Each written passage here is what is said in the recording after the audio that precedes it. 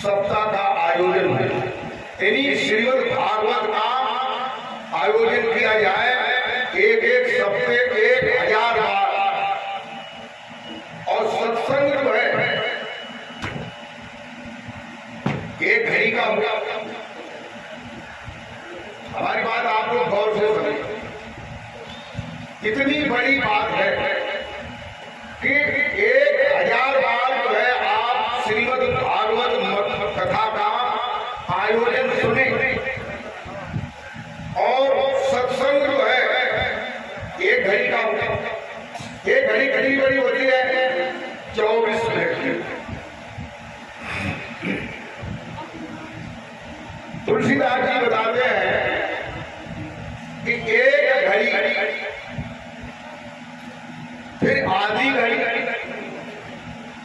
ये कहते हैं कि एक घड़ी सत्संग सुना हो या न सुन पाओ तो आधी घड़ी सत्संग सुनने को मिले। आधी घड़ी का मतलब जो है यानी एक घड़ी 24 मिनट की, तो आधी घड़ी 12।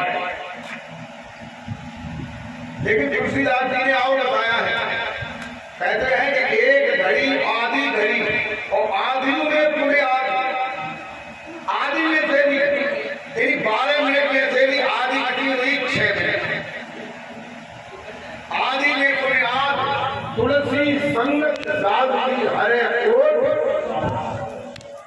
तुलसीदास जी कहते हैं संतों का सत्संग, संतों की संगत करोड़ों कोट वाले करोड़ों अपराधों को खत्म करता। प्रेम रखो। अंतर क्या है वो मैं आप लोगों को बता रहा हूं। देखो, श्रीमद् भागवत कथा को आप सुनने जाएंगे तो कथावाचक जो है भागवत में 24 अवतारों का, भगवान के जो 24 अवतार हैं उनका वर्णन किया है। उनमें से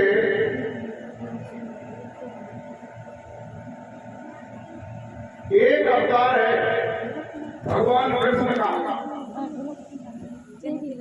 उसकी महिमा को ज्यादातर बताया जाता है शुरू से लेकर के अंत तक।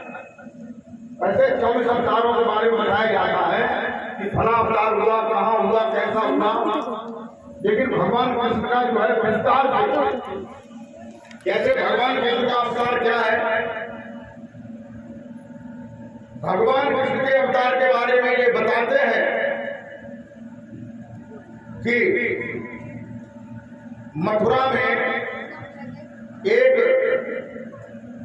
सूरसेन और उग्रसेन नाम के 2 भाई थे। उग्रसेन के लड़के का नाम कंस था और सूरसेन की लड़की का नाम देवकी था। और कई और भी लड़कियां थी जो वसुदेव को ही ब्याही थी। एक बार कंस अपनी चचेरी बहन देवकी का विवाह करके उसकी विदा करने के लिए जा रहा था। उसी समय आकाशवाणी हुई कि हे कंस, जिसे तू इतनी प्रसन्नता से विदा कर रहा है, इसी के 8वें पुत्र द्वारा जो है तेरी मृत्यु हो जाएगी। 8वां पुत्र जो है तुझे मार देगा। जब कंस ने ये सुना तो कंस ने सोचा कि मेरी बहन देवकी के गर्भ से बच्चा पैदा होगा, वो मुझे मारेगा। क्यों ना हम बांस के पेड़ को ही उखाड़ दे, न बांसुरी बने न उसे बजाई जाए। तो उसने तलवार लेकर के एकदम देवकी को मारने के लिए उद्यत हुआ। वसुदेव जो है हाथ जोड़ करके कहने लगे, भैया ये तुम्हारी बहन है, इसे तुम क्यों मारोगे? अरे इसके पुत्रों से तुम्हारी मृत्यु है, तो इनके पुत्रों को तुम मार देना, उस पुत्र को मार देना जिससे मृत्यु है। अपनी बहन को क्यों मार रहे हो? तो कंस नहीं समझ में आ गया। तो कंस ने सोचा ठीक है। कंस ने दोनों को वसुदेव देवकी को जेल में डाल दिया। पहरा लगा दिया। पहला पुत्र हुआ, कंस ने नहीं मारा। थोड़े समय बाद जो है नारद जी पहुंच गए। उन्होंने कहा नारायण नारायण। जब कंस, मैंने सुना कि तुम्हारा पहला भांजा पैदा हुआ है। कि हाँ हुआ तो है। जब तुमने मारा नहीं उसे? हाँ मारा नहीं। जब तुमने क्यों छोड़ दिया? उसने 8 फल रखे, 8 फल लाइन लाइन रखे और ये बताया कि इधर से गिनो तो ये 8वां हो जाएगा पहला, और इधर से गिनो तो उधर वाला 8वां हो जाएगा। तुमने क्यों छोड़ दिया? आप दूसरे के बाद गिनोगे तो ये दूसरा जो है 8वां हो जाएगा, तीसरे से गिनोगे तो तीसरा 8वां हो जाएगा। ऐसे सभी नारद ने बता दिए कि ये सभी 8 पुत्र हैं, तो इनको किसी को मत छोड़ो। कंस ने सोचा कि जब ये सभी पुत्रों को मारेगा तो इसका पाप का घड़ा और भर जाएगा ज्यादा। तब भगवान जो है क्रोधित होकर के जरूर से, कहने का मतलब ये हुआ कि धीरे धीरे बच्चों ने जन्म लिया। कंस जो है लेकर के घुमा करके दीवार पर पटक करके मार देता था, मृत्यु हो जाती। 8वां जब बच्चा पैदा होने को आया, कड़ा पहरा कर दिया। बच्चा जन्मा, वो बच्चा कौन सा था? वो भगवान कृष्ण थे।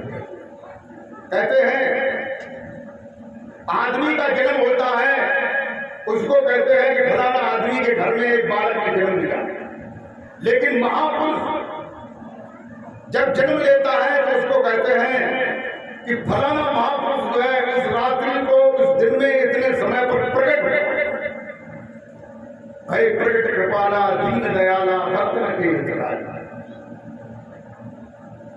तो भगवान की महिमा और महानता के आधार पर ये सारी चीजें बताई जाती है।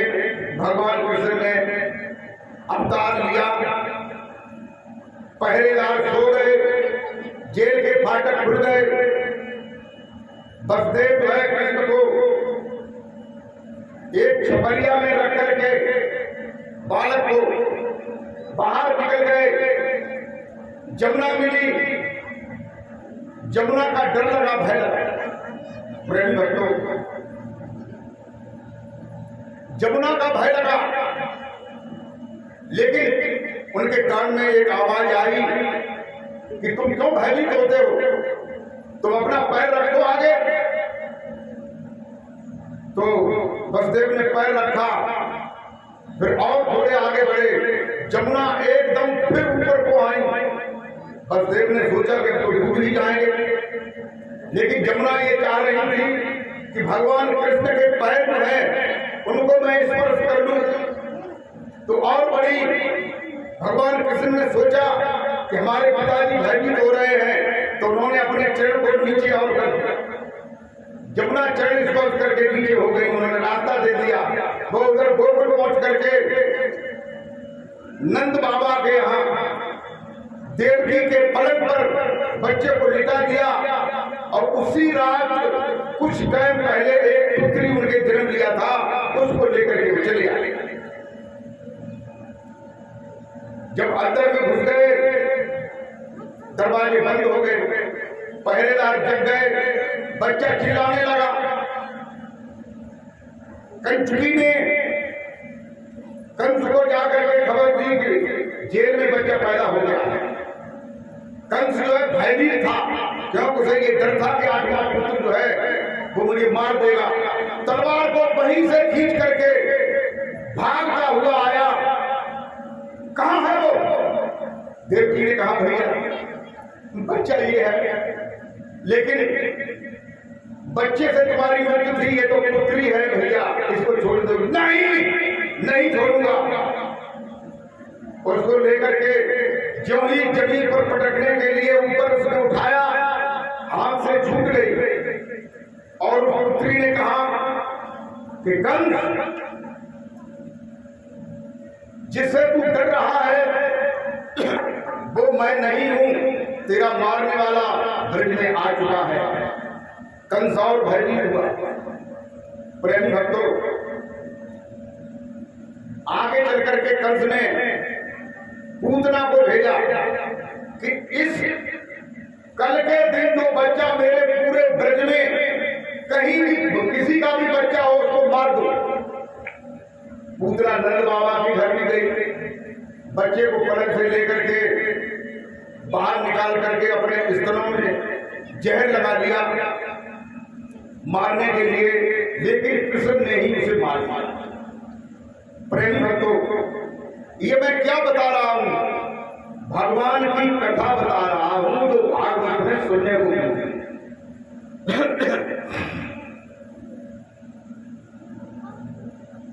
उसके बाद कंस ने अघासुर को भेजा, तृणासुर को भेजा, धेनुकासुर को भेजा, बमंडरासुर को भेजा, मतलब बहुत से राक्षसों को भेजा।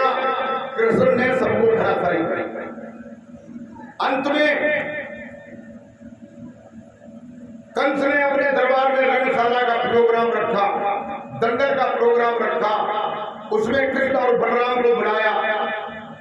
वे वहां गए और जाकर के मुश्किल चारू को मारा, कुड़िया बिल हाथी को मारा, सबको ध्वस्त करने के बाद कंस को भी मार दिया। बोलिए भगवान गोविंद मुकुंद महा भगवान कृष्ण की जय। आगे चल करके उज्जैनी में संदीपन के यहां भगवान कृष्ण पढ़ने के लिए गए और वहां सुदामा भी मिले। कुछ समय तक जो है समय बीता। उसके बाद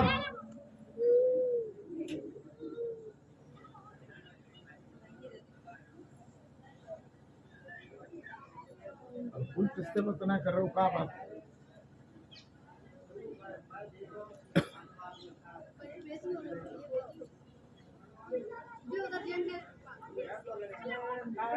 बता के जाते हैं अपने मन से ही करता हूँ।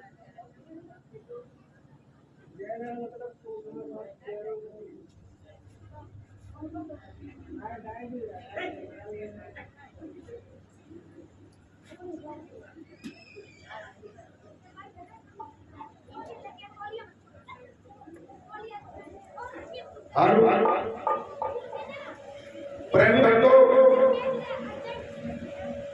भगवान कृष्ण से सुदामा जी मिलने के लिए द्वारका गए।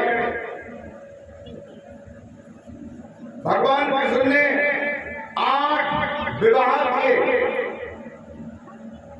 और फिर महाभारत का युद्ध जो है हुआ, उसके मध्य में भगवान कृष्ण रहे। अंत में महाभारत के बाद समुद्र के किनारे प्रवास क्षेत्र में एक पीपल के वृक्ष के नीचे भगवान कृष्ण पैर पर पैर रखे हुए बैठे थे। जला नाम का एक बहेलिया था जो पूर्व जन्म में बाली था और भगवान कृष्ण पूर्व जन्म में राम थे। वनवास के समय सुग्रीव से मित्रता होने के बाद राम ने जो है बाली को मारा। उसी बाली जो है वही बाली जरा नाम का बहेलिया बना और राम कृष्ण बने। उन्होंने तीर को मारा। भगवान कृष्ण के पैर में एक पदम था जो चमकता था, गोल गोल था। बहेलिये ने जाना कोई हिरण बैठा हुआ है, तीर मार दिया। फिर बहेलिया आया शिकार देखने के लिए कि शिकार मारा कि भागा क्या होगा, तो वहां शिकार की जगह भगवान कृष्ण बैठे हुए थे। प्रेम भक्तों,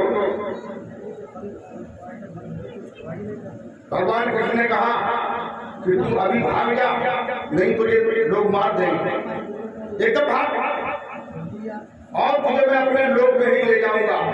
ये कहकर के उसकी छुट्टी कर दी और कुछ समय बाद जो है भगवान कृष्ण भी अपने पार्थिव पंच भौतिक तत्व के बने हुए शरीर को छोड़ करके उनकी दिव्य रूह आत्मा दिव्य विमान में बैठ करके गोलोक धाम में चली जाती है। बोलिए गोविंद भगवान की जय।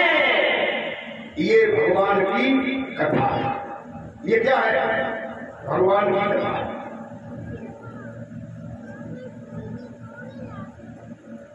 और सत्संग में क्या कहते हैं? अब सत्संग की बात सुनो। सत्संग में कहते हैं कि एक घड़ी आदि में बुनियाद और तुलसी संगत साथ की हरे कोट कपड़ा। सत्संग में तुलसीदास जी ने ये बताया है। क्या बताया? सुने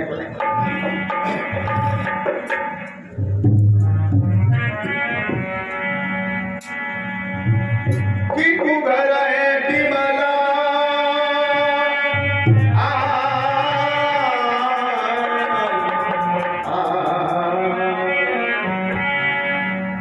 उगर विमल विलोचन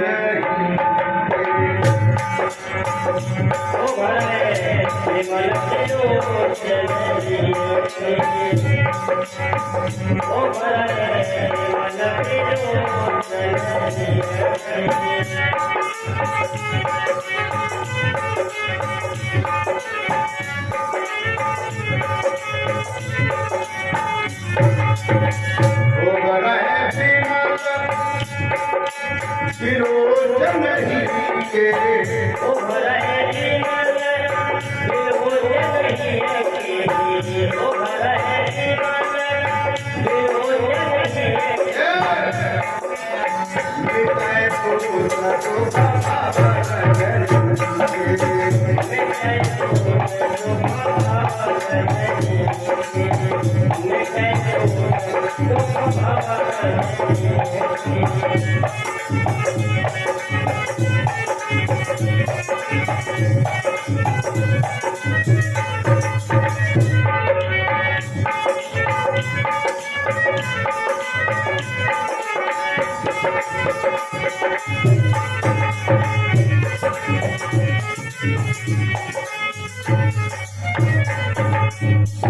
मेरे भगवत बंधु गोस्वामी तुलसीदास जी कहते हैं, हमारी बात को आप गौर से अच्छी तरह से सुने। यहाँ दो चीजों का अट्रैक्शन है, भागवत कथा और सत्संग का। तो तुलसीदास जी कहते हैं उगर है विमल, कहते हैं ये हमारी दो आंखें हैं।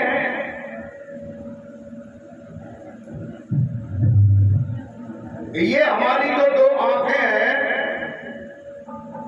इन दोनों आंखों के अलावा एक तीसरी आंख और तुम्हारे शरीर में है, वो सबके प्रेमी भक्तों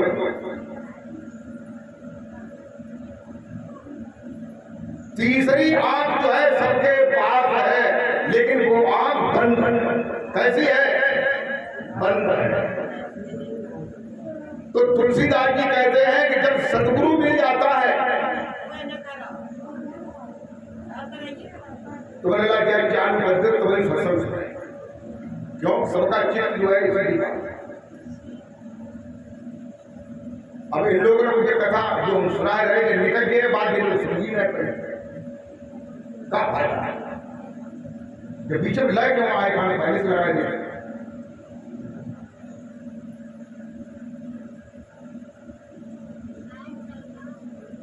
जल्दी करो।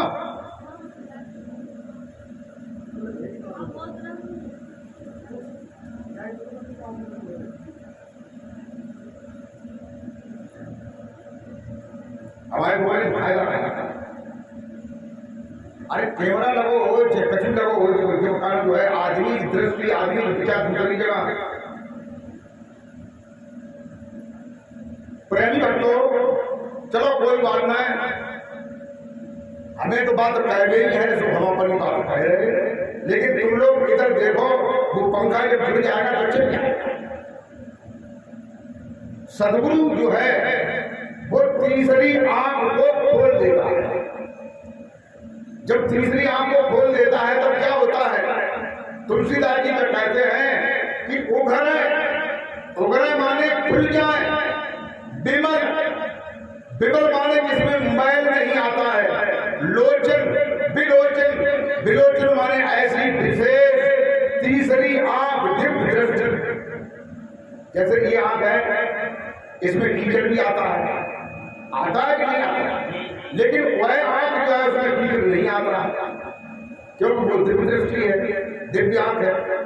इस आंख से हम गलत भी देख सकते हैं। वैसे देखना क्या चाहिए, आदमी को ये देखना चाहिए अपनी आय से जो छोटी लड़कियां हैं, माताएं हैं, उनको जो है अपनी आय से छोटी है, उन्हें अपनी पुत्री, अपनी बहन, अपनी बुआ ये समझें। अपनी आय से बड़ी है उन्हें जो है चाची, ताई, माँ, दादी इस रूप में समझे। ऐसे ही नारियां जो है पुरुषों को समझे कि ये हमारा भाई है, ये हमारा भतीजा है, ये हमारा पुत्र है, ये मेरा ताऊ है, ये मेरा दादा है, ऐसे समझे।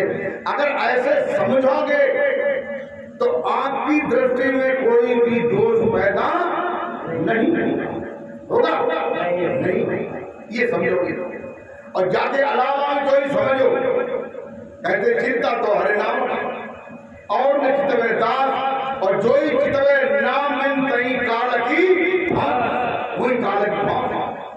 ऐसे ही जो अंदर की आंख जो है जब खुल जाती है तब क्या होता है, मिटे दोष। तो अंदर में जो दोष है, जो बुद्धि में, चित्त वृत्ति में जो दोष है, गलत दृष्टि के दोष है, वो खत्म हो जाते हैं। कहते हैं मिटे दोष, दुख, भव, भव माने संसार के, रजनी माने रात्रि के, रात्रि माने अज्ञान के, अज्ञान माने अंधेरा के, अंधेरा माने अविद्या। जो अविद्या के, अज्ञान के जो दोष है बेमतलब उस आंख के खुल जाने से खत्म हो जाते हैं। बोलिए गोविंद भगवान की जय। और फिर क्या होता है उसे समझिए। और उसके बाद क्या होता है, तुलसीदास जी कहते हैं, क्या कहते हैं कि सूझे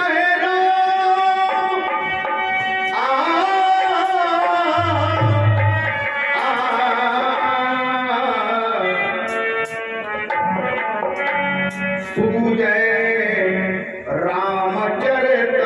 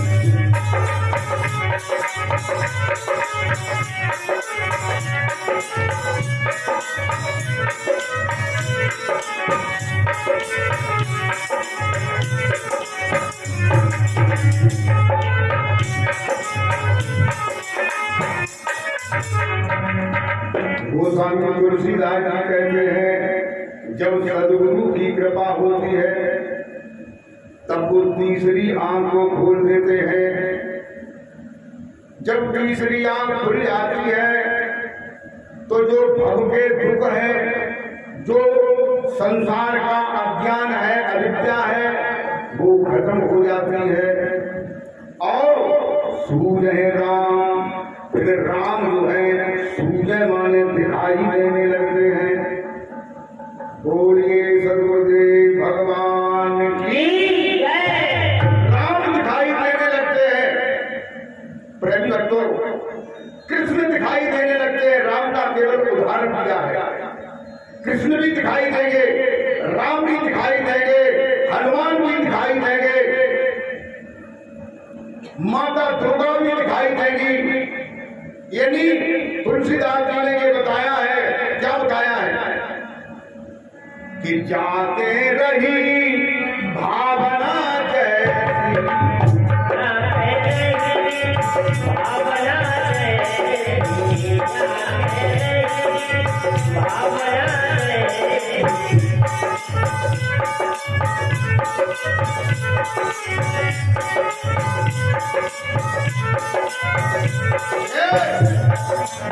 प्रभु रघुवीर दिल है,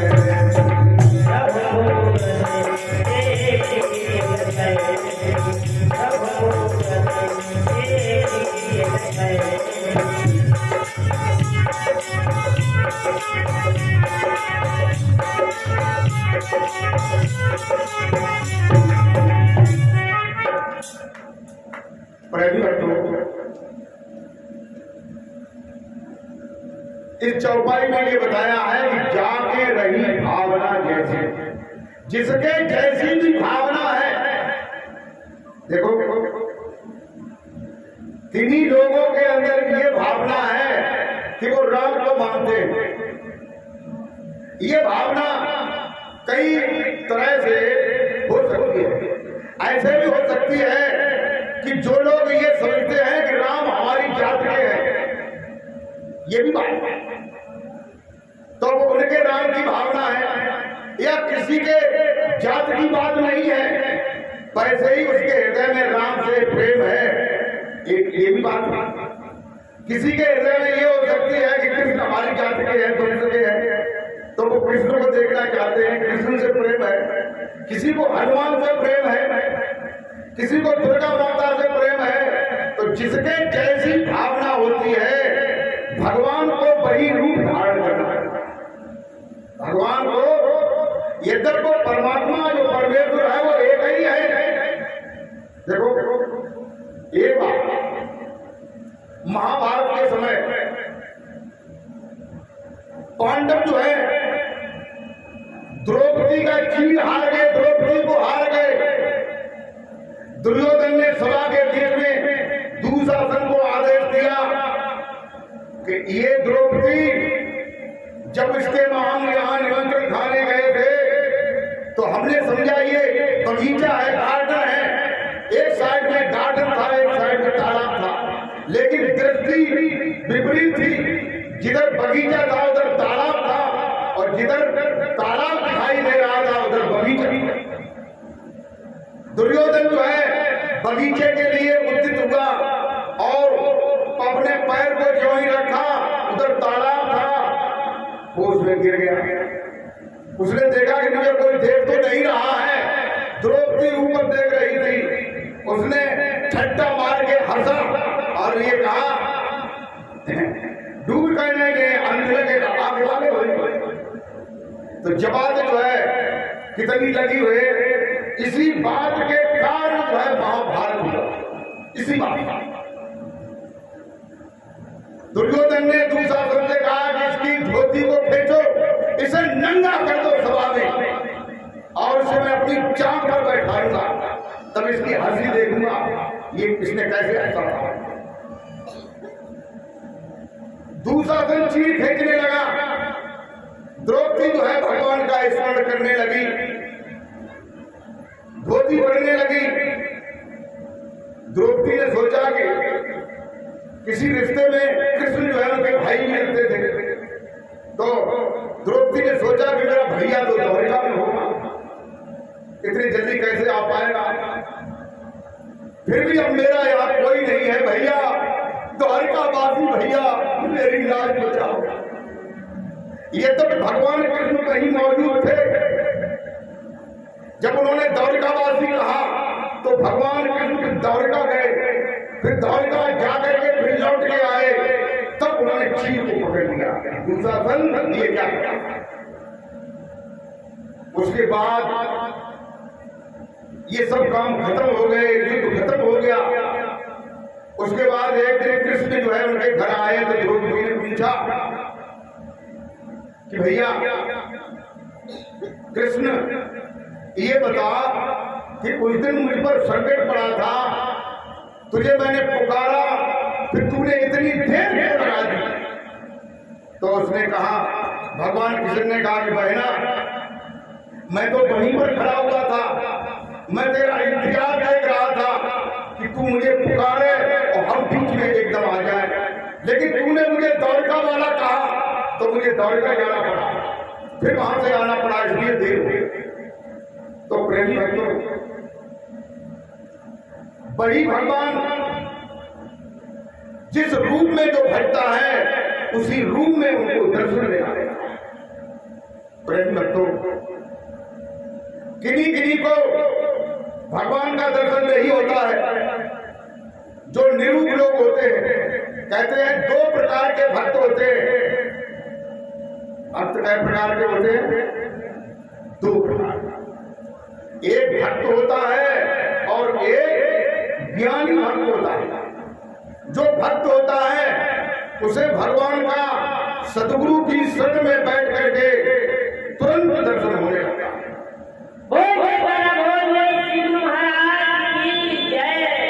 और जो ज्ञानी होता है, ज्ञानी भक्त होता है, उसे दर्शन में टाइम लगता है।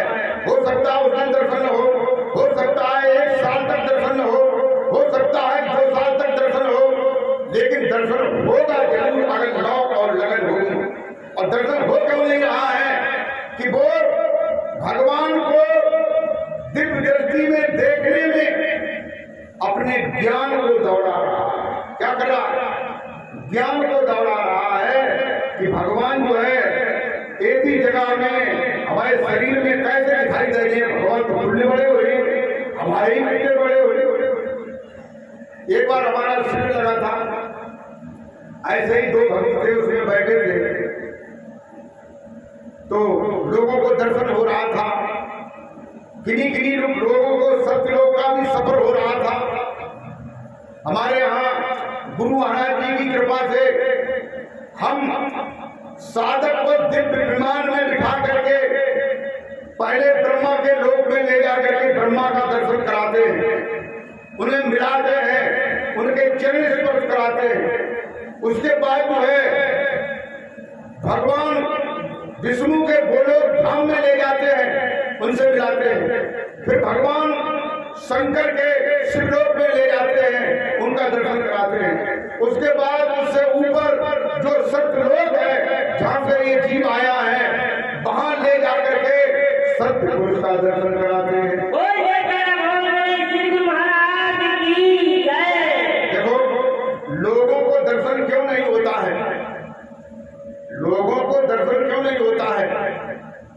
पहली बात यह है कि वो ज्ञानी भक्त होगा, इसलिए उसे दर्शन नहीं होगा। दूसरी बात, उसका कोई लक्ष्य नहीं होगा। लक्ष्य जैसे कोई भी किसी सदगुरु से जुड़ता है तो भजन का, ध्यान का कोई न कोई लक्ष्य होगा। लक्ष्य जानते हो? यदि हमारा गंतव्य स्थान कहाँ है, हमें कहाँ जाना है, तुम्हारा कोई गंतव्य स्थान ही नहीं है तो तुम कहाँ जाओगे? फिर तो तुम जो है तुम्हारी सुरती लगी अगर गई तो वही जो है थोड़ा जो हल्को जो गीतों मिलो और भाई गीते में गुणगान लगे और भाई में मनिया सोई और चीजें देखने लगे, लेकिन लक्ष्य प्राप्त नहीं।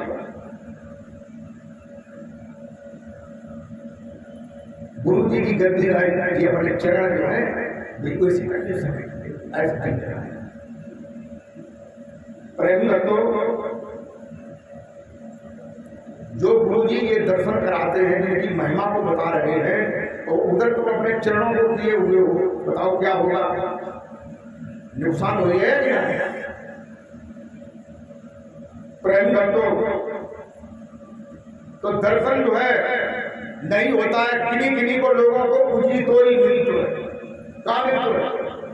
पूजी तो लुप्त तुम भाई, और फिर ने कहा यही परमात्मा का दर्शन है, यही तक है, इतना है, तो कोई बात नहीं। तुलसीदास जी ने यह भी बताया है, क्या बताया है? प्रकाश भी जो है कहते कई प्रकार का प्रकाश है। हमारे भारत लोग जो है कहते हैं पहला प्रकाश जो है कौन सा है? जो सूरज जो है उसका प्रकाश कैसा है? एक ये प्रकाश है। दूसरा कौन सा प्रकाश है? जो जेठ की दोपहरी में सूरज उदय होता है ऊपर, ऐसा प्रकाश। एक प्रकाश कौन सा है?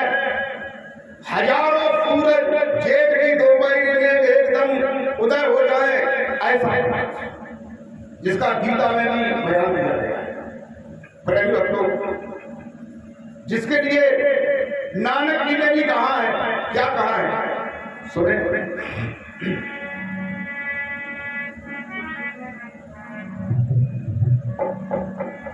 अरे ऐसा चांदा उगे, अरे सूरज चढ़े हजार, ऐसा चांदा उगे, सूरज चढ़े हजार, ऐसा चांदा उगे, सूरज चढ़े हजार।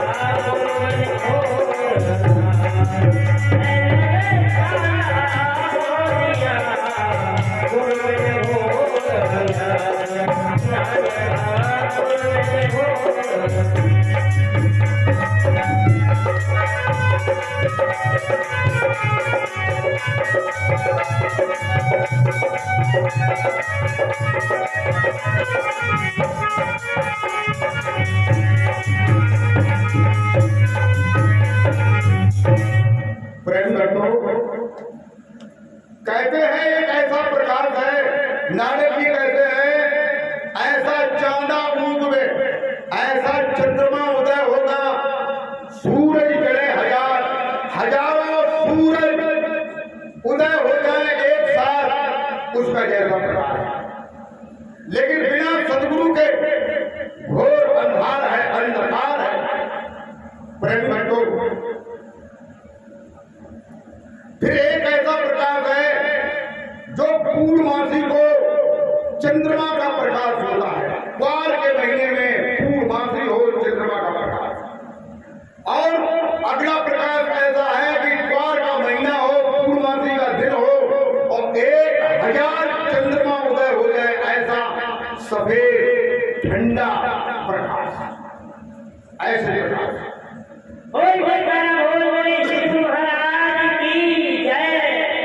किसी को ऐसा प्रकाश मिलता है कि हल्का प्रकाश आया, फिर उसमें गोला आया, फिर गोले में गोला कैसा आया, बाकी किनारी जो है किसी के में तो सोने जैसी किनारी है, चमकती सोने जैसी, उसके बीच में गुरुदेव भगवान मुस्कुरा रहे हैं। किसी के में चांदी जैसी किनारी है, उसमें गुरुदेव भगवान मुस्कुरा रहे हैं।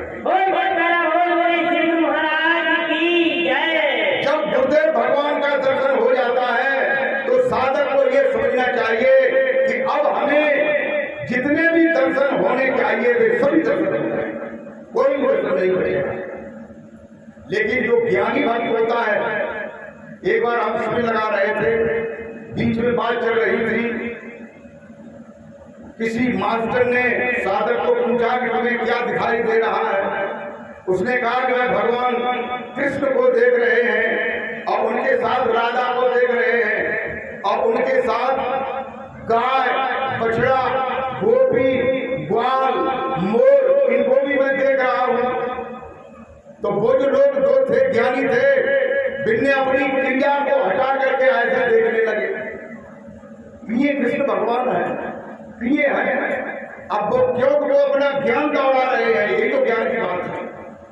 गुरु पे विश्वास नहीं है, गुरु पे भरोसा नहीं है। कहते हैं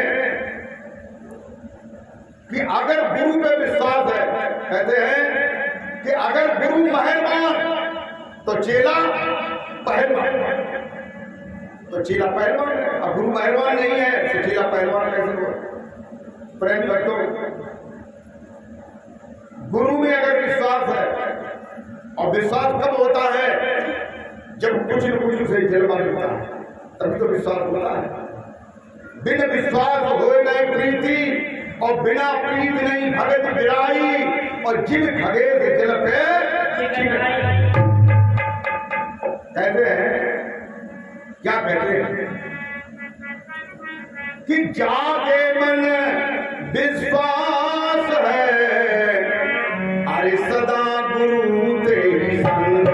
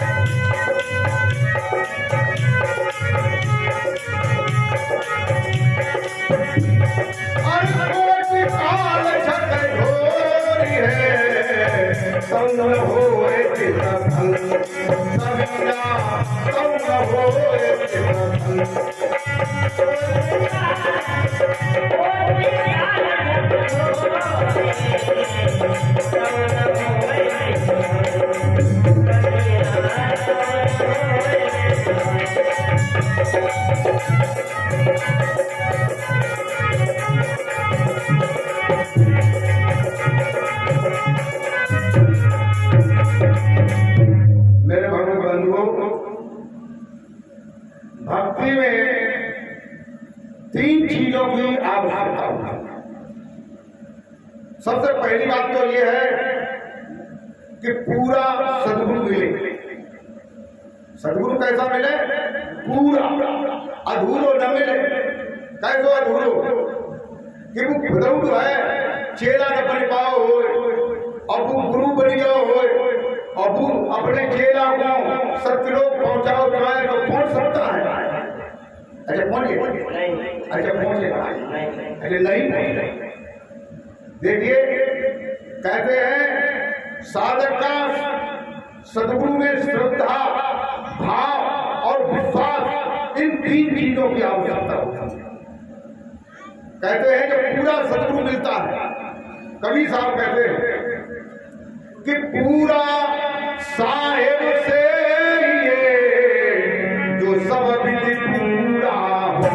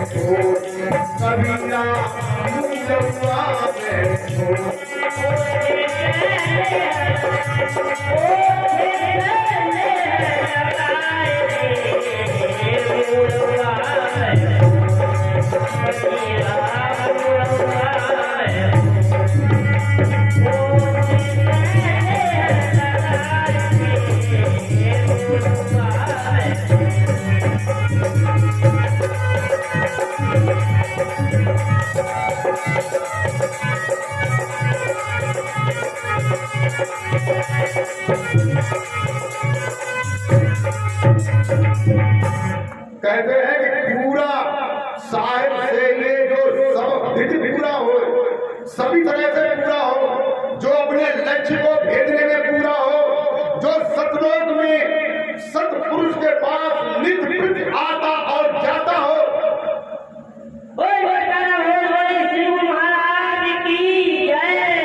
अरे बताओ भैया, या तो गुरु सतलोक में जाता आता होगा तो कोई चेला को तो ले जा सकता है, जो खुदों को बहु न कहो तो वो कैसे ले जाए? नहीं। कहते हैं कबीर साहब क्या कहते हैं कि पूरा सद्गुरु ना मिला और रही अधूरी।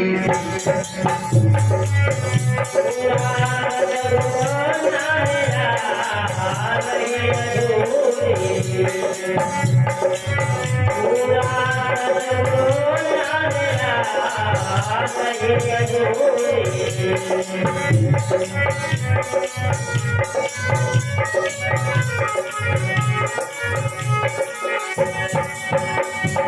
स्वागत यतीमा पहन के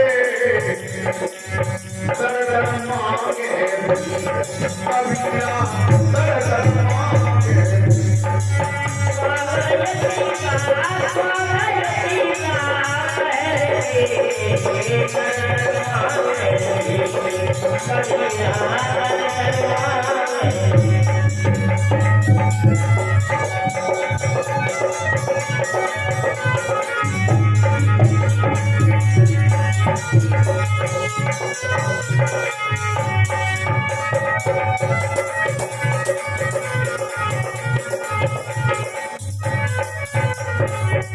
मेरे भगवान बंधुओं, ये हम कबीर साहब की बात कह रहे हैं। ये कोई हम अपने घर से, अपने दिमाग से, अपने दिल से बात नहीं कह रहे हैं। और ये किसी पर अगर ये बात घटित होती है तो हम उसके लिए क्षमा चाहते हैं। देखिए, हाथी जब चलता है और उसके पैर बड़े बड़े होते हैं, रास्ते में अगर चींटियां आ जाती हैं तो हाथी जो है कहां तक जो है उनको बचाव करे। वे तो दबी गए लेकिन मरे भी ना है। उनके घोड़े ऐसे हो गए, जो हाथी निकल ऐसे हो गए और फिर चलने लगे। कहते हैं इसलिए पूरे सदगुरु की आवश्यकता है। जब तक पूरा सदगुरु नहीं मिलेगा तब तक मोक्ष और मुक्ति प्राप्त नहीं होगा। वो आदमी बार बार जन्म लेगा, मनुष्य का जन्म लेगा और गुरु धारण करेगा और भक्ति करेगा। कहते हैं कि भक्ति बीज बिन से नहीं, अरे चाहे डूब जाए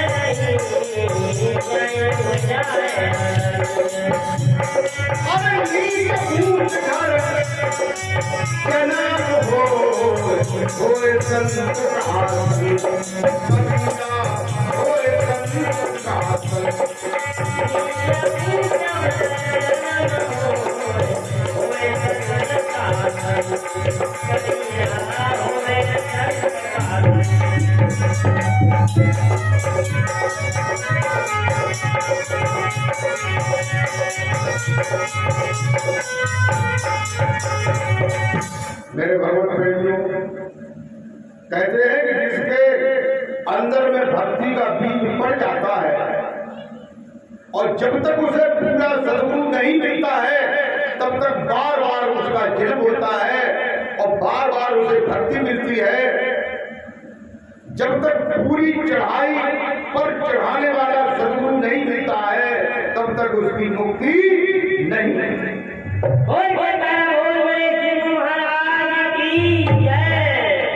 संतों ने तो ये तक बताया है, क्या बताया है कि चौलाए गुरु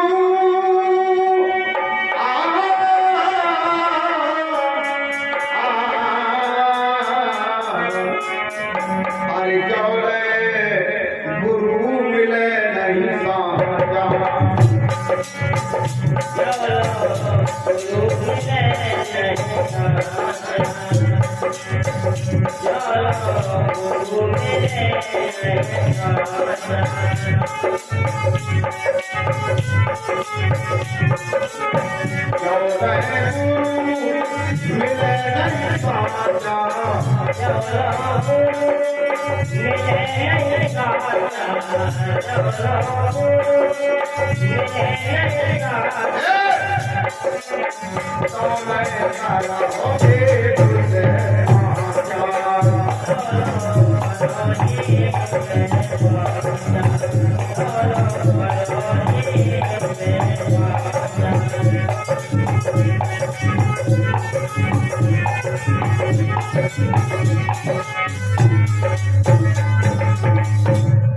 मेरे भाइयों, कहते हैं जब तक सच्चा गुरु नहीं मिलता है, पूरा गुरु नहीं मिलता है, तब तक गुरु को धीरे धीरे करते रहिए और अपने लक्ष्य को फेरते रहिए। जब तक लक्ष्य पूरा नहीं होता है तब तक गुरु की तलाश करना चाहिए।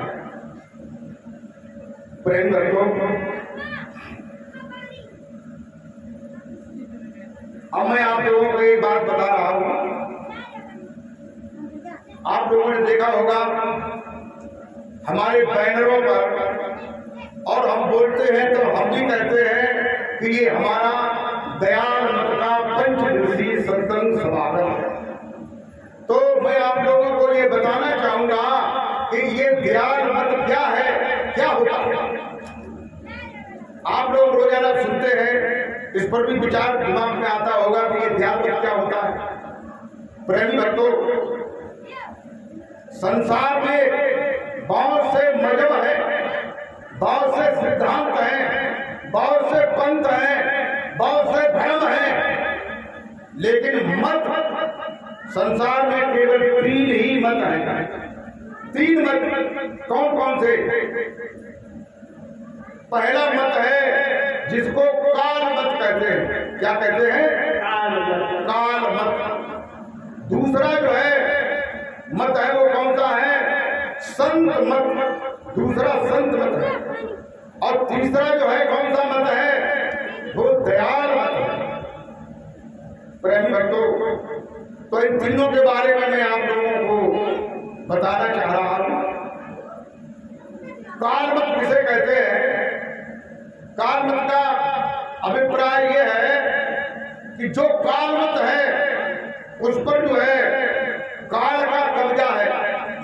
चाहे तुम कितना भी भजन ध्यान करो, जो काल मत के दायरे में भक्त आते हैं, गुरु आते हैं, सदगुरु आते हैं, वे काल के ही जाल में बंधे हुए हैं और काल का ही भजन करते हैं। देखो, नाभि से लेकर के दोनों भौं के बीच का जो भाग है इसको पिंड कहते हैं। क्या कहते हैं? पिंड कहते हैं।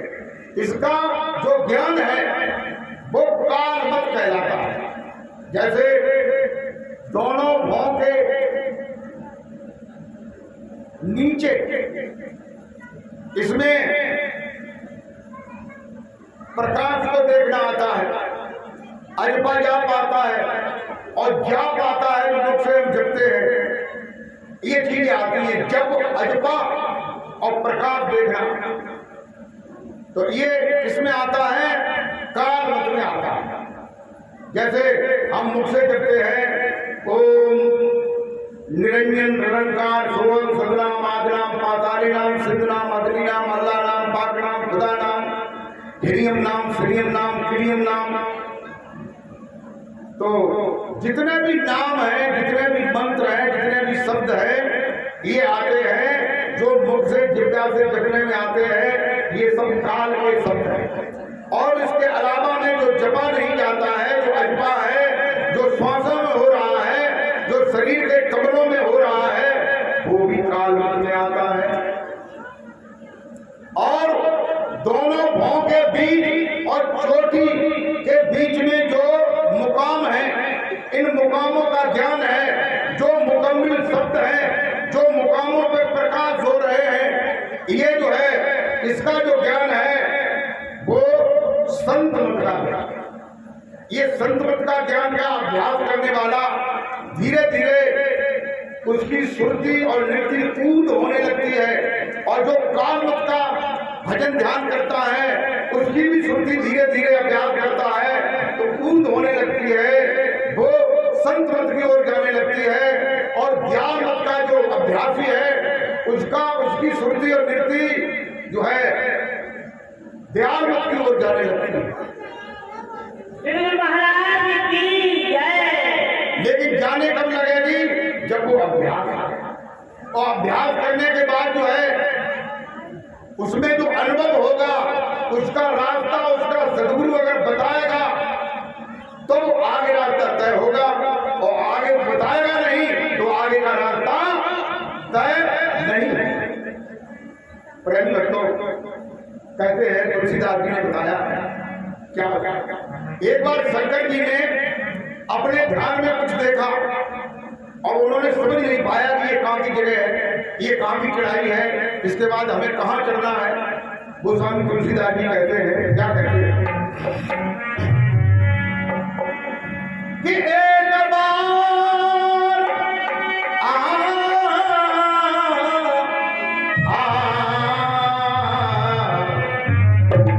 एक बार कुंभज ऋषि एक बार कुंभज ऋषि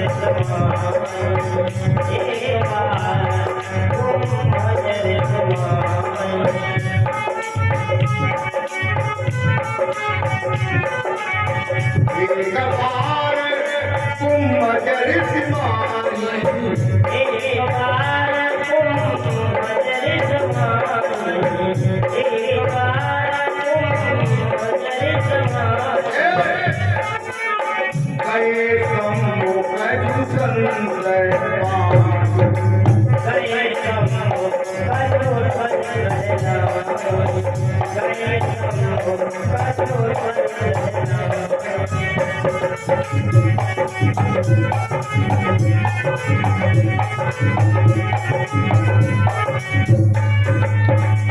मेरे भगवत प्रेमियों, गोस्वामी तुलसीदास जी कहते हैं कि एक बार कुंभज ऋषि, एक कुंभज ऋषि थे, योगी थे, भजन ध्यान करने वाले, जिनके लिए तो ये बताया जाता है कि कुंभज ऋषि ने सभी समुद्र को चुल्लू में भर लिया।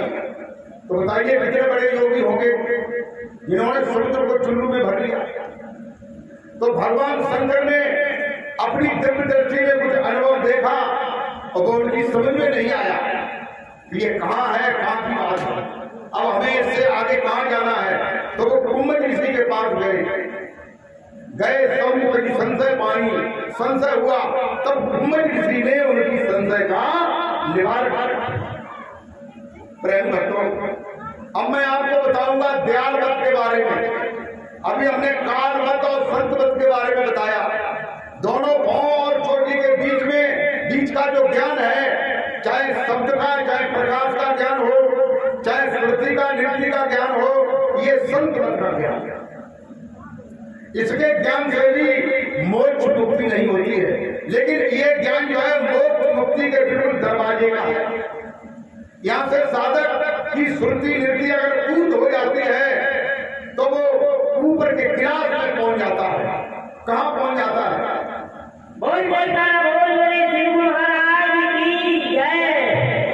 कबीर साहब कहते हैं, क्या कहते हैं कि हृदय छोड़ अरे बेहद गया, अरे हुआ निरंतर हृदय छोड़ बेहद गया, हुआ निरंतर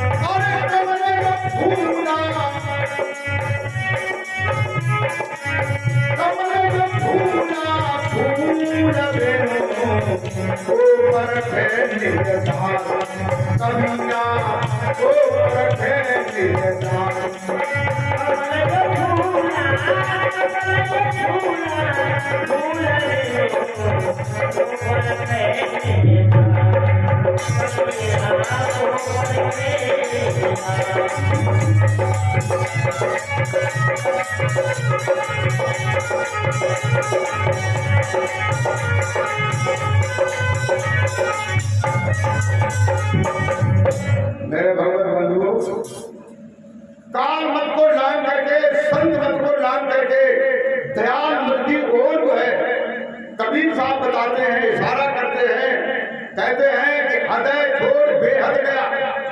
पैर के तलवे से लेकर के पूरे शरीर को पार करो तो यहाँ पर शरीर की हद है कि नहीं भैया? है शरीर की हद का मतलब यहाँ शरीर खत्म हो जाता है। तो कहते हैं हृदय छोड़ बेहद गया।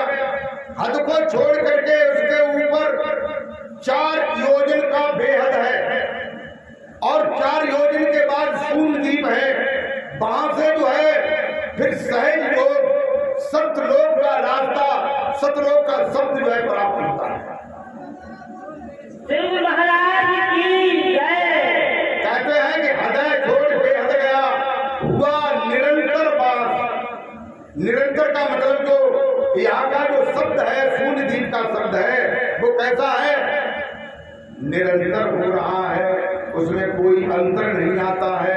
बोल श्री गुरु महाराज की जय। उसमें कोई क्रिया नहीं लगाई जाती है, उसमें कोई क्रिया नहीं लगाई जाती है, उसमें कोई जाप नहीं, कोई अजपा नहीं, कोई शब्द नहीं, कोई चीज नहीं, शरीर की कोई बात नहीं।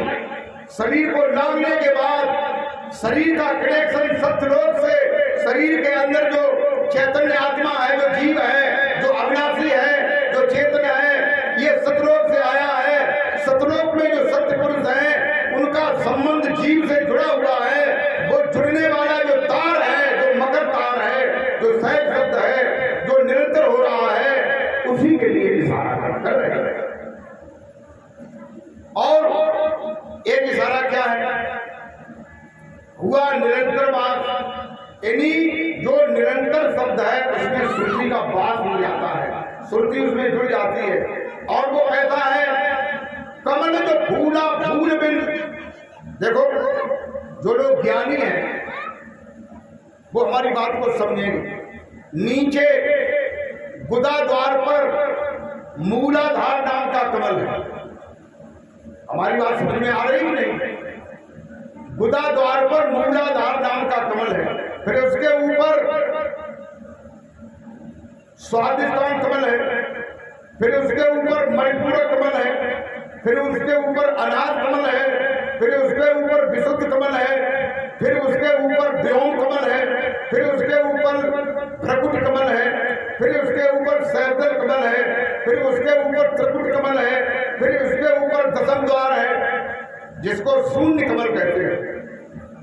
प्रेमी भक्तों, इसके ऊपर, इसके और आगे जितने भी कमल हैं, उन कमलों में पंखुड़ियां हैं, अक्षर हैं, शब्द है उसके मध्य में। लेकिन कबीर साहब कहते हैं कि कमल जो फूला फूल बिन, जो इसके ऊपर जो कमल है वो कैसा है कि वो बिना फूल का है, बिना पंखुड़ियों का है, उसमें कोई पंखुड़ी नहीं, कोई वर्ण नहीं, कोई अक्षर नहीं, लेकिन शब्द है जो निरंतर है, जो सतत है, जो हमेशा है, जो यहाँ से लेकर के सतलोक।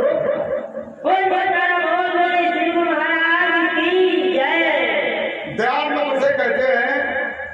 दयाल मत में सबसे पहले काल मत और संत मत का मिला जुला ज्ञान दिया जाता है, जिससे साधक जो है नीचे की सीढ़ियों पर चढ़ करके अपने स्थान पर आ जाए, जिससे जो है ऊपर हवाई मार्ग में, शून्य मार्ग में चलने के लिए तैयार हो जाए और सहज शब्द को प्राप्त करके ऊपर के रास्ते को जो पूरा सदगुरु मिलेगा वो तय कराएगा, और पूरा सदगुरु नहीं मिलेगा तो वो उसको तय नहीं कराएगा।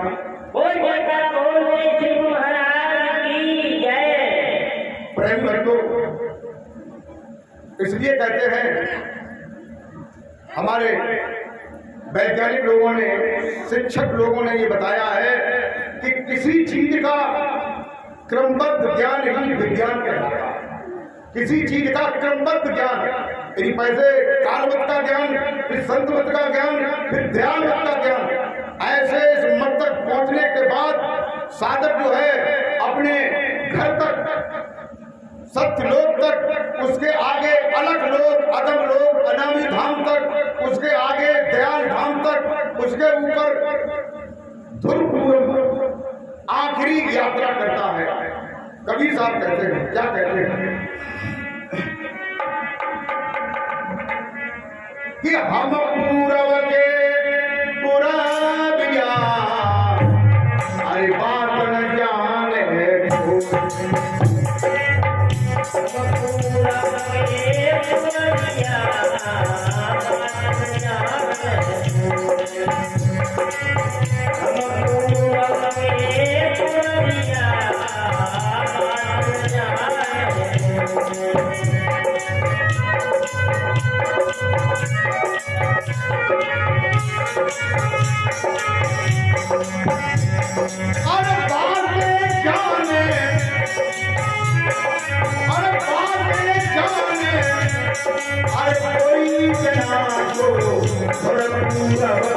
हो सन्ना भरत पूरा हो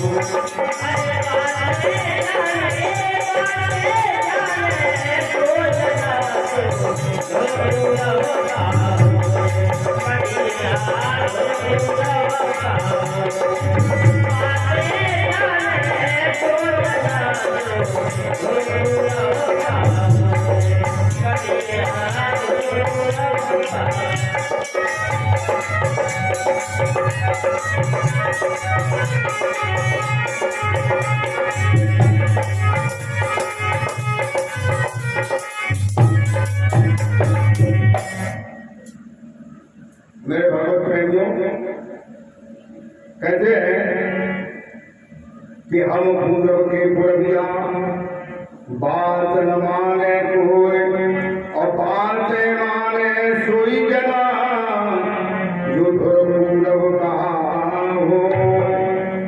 प्रेमी तो